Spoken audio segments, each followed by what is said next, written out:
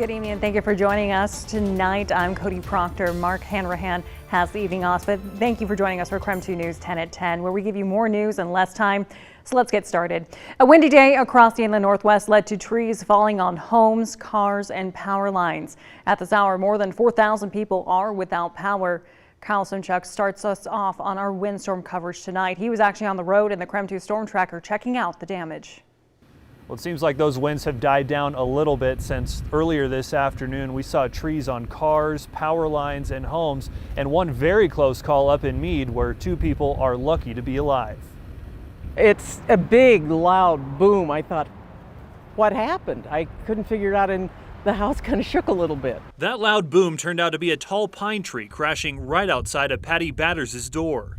Luckily, there were no cars coming down the road, apparently, because I don't see anything underneath it. Both lanes of Ash Street were blocked near Rowan for nearly 2 hours. Patty's neighbors were the first responders, limbing the tree until city road crews showed up with heavy equipment.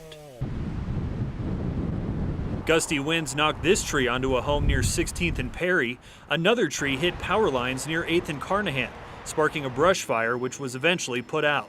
Avista crews were busy throughout the afternoon and evening repairing power lines and even rescuing 2 people in Meade.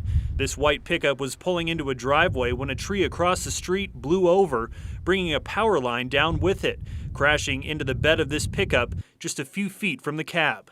The 2 people inside were trapped with a dangerous, energized line on top of them.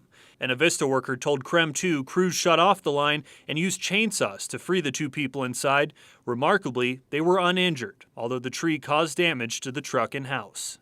And aside from trees, we also saw some basketball hoops blown down across some residential areas. Chances are if a tree didn't fall in your neighborhood, you probably have quite a few branches to clean up.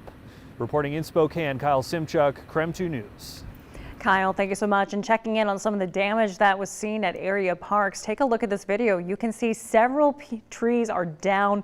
A Spokane Parks Department says 4 trees fell at the Down River Golf Course, with 1 down at the Indian Golf Course. 2 also fell at Manitou Park, with another 2 down at Comstock Park, 4 at Coeur d'Alene Park, and 1 at Audubon Park. The downed trees at Coeur d'Alene Park actually smashed the staircase of the gazebo located right in the middle of the park. Meanwhile, Spokane's 311 center reports they received about 20 calls related to downed trees and roads throughout the area. An update now on the power outages experienced throughout the region today. At one point, Avista reported as many as 7,000 outages. The good news is that number has dropped. Right now, there are 128 active power outages across Avista's coverage area. Nearly 4,000 customers are affected by those outages. In North Idaho, Kootenai Electric reports over 330 customers still without power tonight.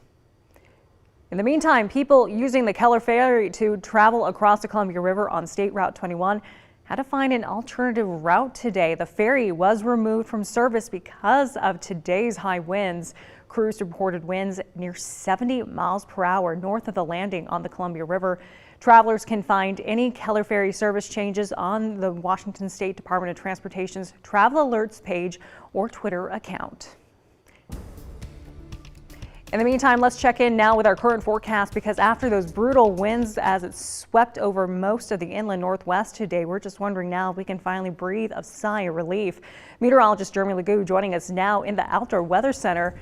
And Jeremy, are the strongest winds behind us finally? You know, that one is a yes, but we just had an incredible wind gust out here on the South Hill.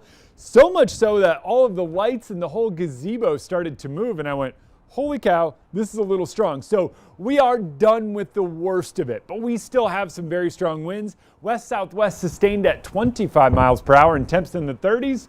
Whew, it feels cold. Let's go back to this because I want to point out the wind chill feels like it's in the 20s, and it'll likely feel even colder as we head into the evening. 38 in Coeur d'Alene, 41 there in Sandpoint. And yes, the wind continues to die down overnight, but expect it to remain gusty. And expect it to remain gusty tomorrow as well. Now, we've expired that high wind warning, but we're still talking upwards of 10 inches of snow storm total up and over Lookout Pass. You move out to the west and there's, the Cascades and Snoqualmie Pass picking up a similar amount. it is some seriously heavy snow and some strong blowing wind. That snow now kind of working its way out, but those advisories and warnings remain in effect until 11 a.m. tomorrow. So be ready for them if you head over a mountain pass. Overnight, we fall into the mid-30s. Well, we're already there. We're going to keep dropping down to the low 30s. It is going to be a chilly morning across the inland northwest, but tomorrow it's going to be a breezy 50 for many. Jeremy, thank you so much. And of course, we are continuing to track the remnants of the storm throughout the night. For the latest on road closures and power outages, text the word WIND to 509-448-2000.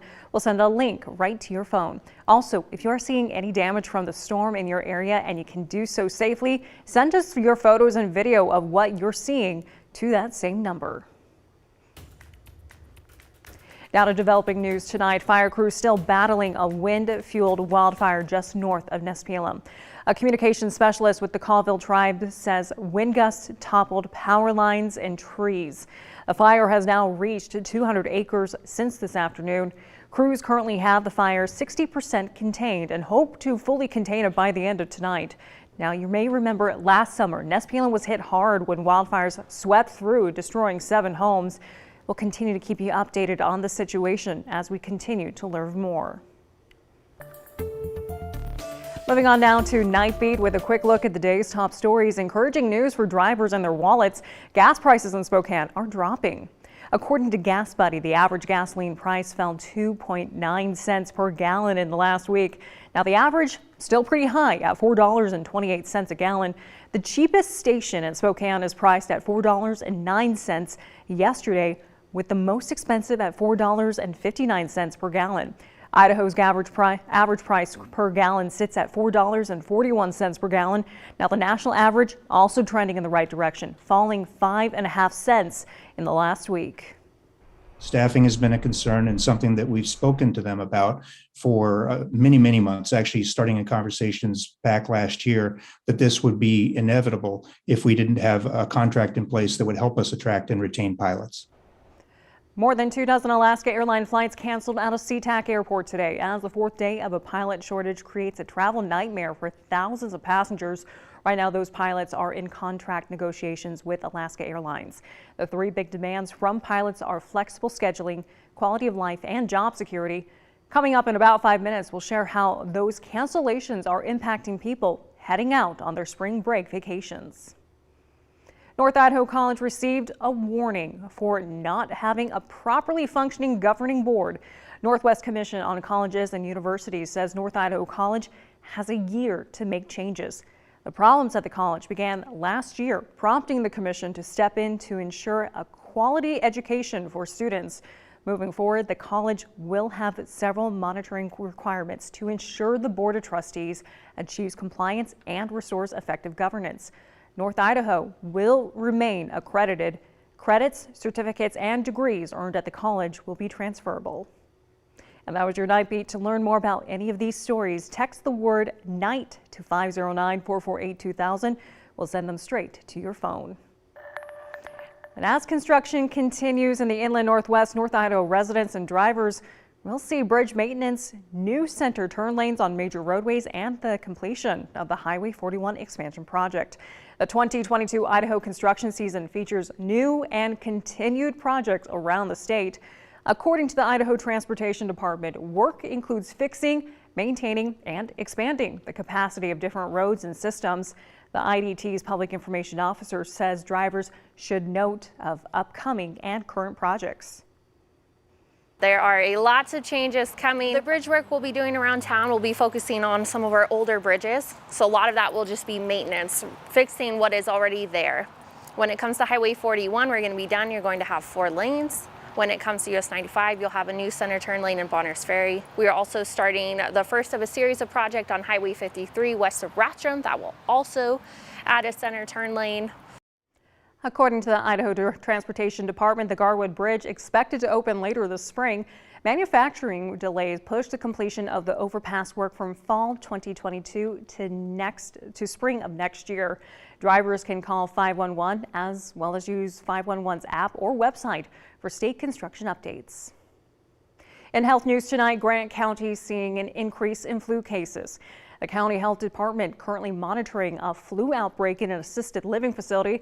There's also an outbreak amongst school-age kids and children younger than 5. They're reminding people with the flu they're most contagious in the first 3 to 4 days after the illness begins. Meanwhile, a big name just got added to the list for the festival at Sandpoint's Pink Martini. The classical jazz group features China Forbes on Sunday, July 31st. If you want to check it out, the box office opens at 5 with general admission about $45 before taxes and fees. Music begins at 7. The 39th annual festival at Sandpoint runs from July 28th to August 7th. More lineup announcements expected as the festival gets even closer. And that was KREM 2 News 10 at 10, where we give you more news in less time. But don't go to bed just yet. Alaska airline pilots continue to picket for better working conditions.